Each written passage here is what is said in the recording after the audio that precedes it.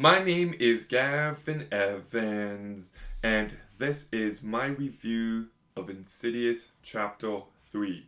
And this review will have spoilers, so there's your warning.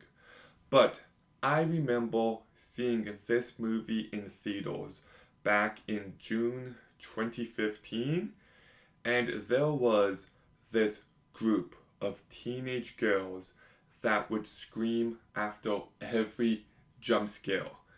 And they didn't scream like, huh, huh, huh. They screamed like, ah! So an entire group of teenagers screaming like that pissed me off to no end. But I think this movie is great. It doesn't seem like that's a popular opinion, and don't get me wrong, it's definitely a step down from the first two movies, but I still really dig it. So let's begin by talking about the cast, and Stephanie Scott does a very good job. She carries this movie incredibly well. She's likable, she's charming, she did everything that she needed to perfectly. Dermot Mulroney is perfectly fine here. I actually think his line delivery at the start is very bad, but he does get better as the movie progresses and he ends up giving a fine performance. Lenshay is the standout though. She has the most to work with and she just knocks it out of the park. She brought lots of depth to this character and she just has a very unique presence, which I appreciated. Angus Sampson and Lee Winnell do a good job here, so the entire cast does a very good job. But is this movie scary? Yes, absolutely. I think this movie is terrifying. I really do. Like, it's not as scary as the first two. Very few movies are, but in terms of scales, it's a worthy successor. Um, that car accident scene is such a great jump scare, and it's just so damn effective.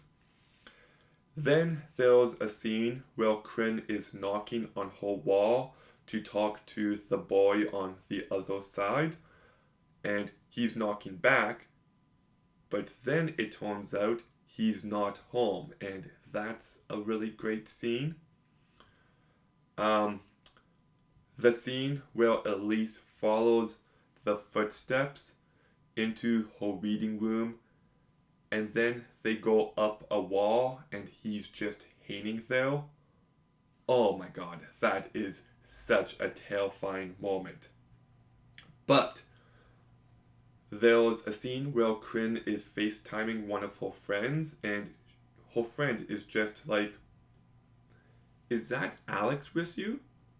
And Kryn's like, what? No? And then the feed cuts her friend out. And Kryn then sees the man who can't breathe at her window, and he just slowly walks towards her and tosses her on the floor.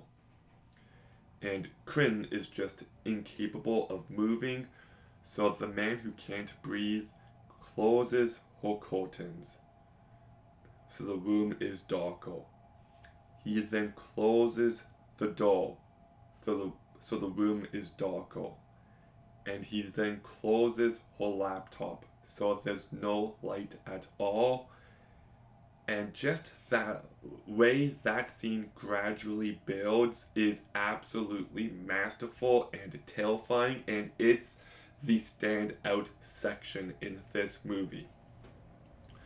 When Kryn wakes up in the hallway and she's trying to get into the elevator, but the man who can't breathe pushes her down the hall is a really great moment.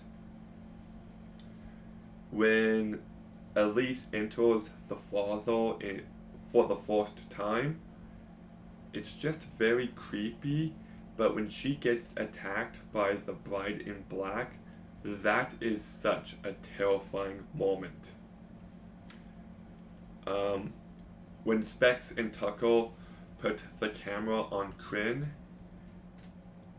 and they see her walk around and she's hiding from them is a really great scene. And then when she bashes her cast up against the bedpost, is that is such a gnarly, disturbing scene as well. And then the finale with everything going on is pretty scary, I would say. And the final jump scare with the lipstick face demon is great, but I'll talk more about that scene later on. So, the movie is scary. This movie is very well directed by Lee Winnell. He understands atmosphere, and this movie is loaded with it. He understands tension. He understands to never do any fake scares, and he knows how to set up and pay things off. You can tell he has been watching James Wan for quite some time, and he's not as good as of yet, but this is still a very, very solid start. I do kind of miss the over-the-top music and sound design from James Wan, but it is what it is. The score by Joseph Bishira is good. Not as good as the score to the first two movies. The movie is well shot. The sound design is very good. And I like how we see this faceless, broken version of Kryn throughout.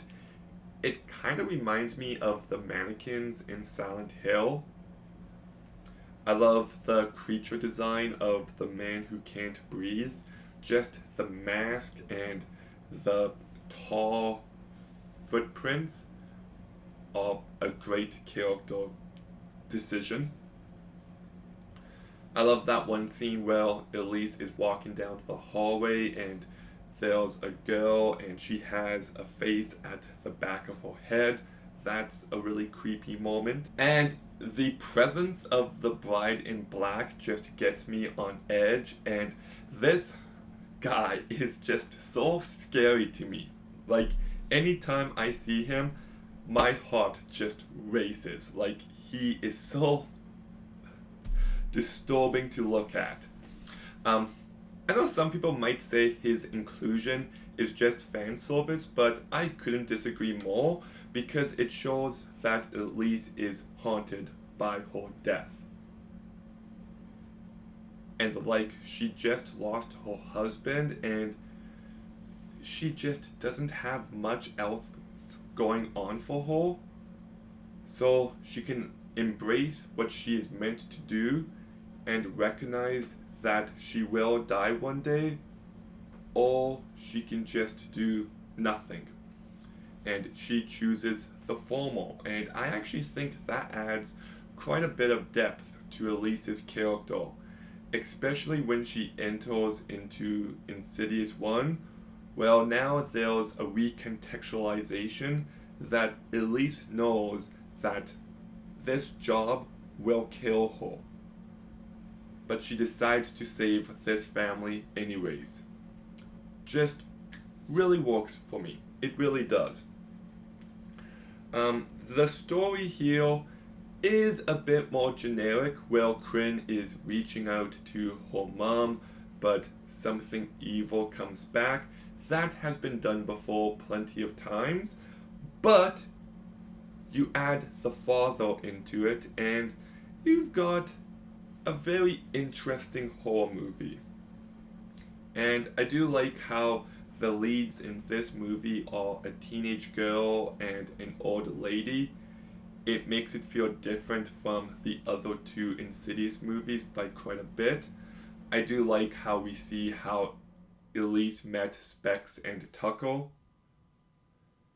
And I do like the setting of the apartment building. Just feels different than a haunted house. And I love how the red door here is an elevator door. What else? Oh, I also love the fact that Kryn is injured early on, so you just feel helpless for her throughout the movie because she can't walk. So when something scary is happening, she has no choice but to just stay there and wait. And that idea is so terrifying. And even how her neck gets injured later on, it's like she's getting more and more weak as the movie progresses. So I love that element. So this movie is great, but I do got few more issues with this one. Beginning with, well, the beginning. The movie just kind of begins, and I like it when scary movies begin with a scale. It just helps with the pacing and it gets you invested much faster. This movie did feel a little too slow to begin with. There's also this one guy that Kryn has a crush on, and Kryn also has a little brother, and just straight up, these characters were not needed. They added nothing to this movie. Okay. The lipstick face demon jump scare at the end is scary. But it doesn't make any sense. When Elise draws him up in that corner in the first movie, that was the first time she ever saw him. And I guess you could technically say that she didn't see him there because he's behind her. I still think it's a very unnecessary inclusion. Okay, the finale is good. It's creepy and tense and it had me on edge. I don't think it's as strong as it needed to be, and the idea of Kryn's mother coming in to save the day is a very nice emotional touch. But at the same time, why did Elise not make sure that Kryn got back to her body? Why would she go back before Kryn did? It just doesn't make any sense for me. So I feel like the movie ends on a bit of a weak note because of that. So I do got a few issues, but I still have a great time with this movie. It is just tense throughout. Like, I had goosebumps for so much of this movie, and the atmosphere is just perfection, and it's very well directed by Lee Winnell. I do think there is a good story here. Maybe a tad bit more generic, but there is still depth to Elise as a character, and the father just adds so much to these movies. And yeah, I know. I love it. I really do. Not perfect. I got issues, but it's definitely worth watching.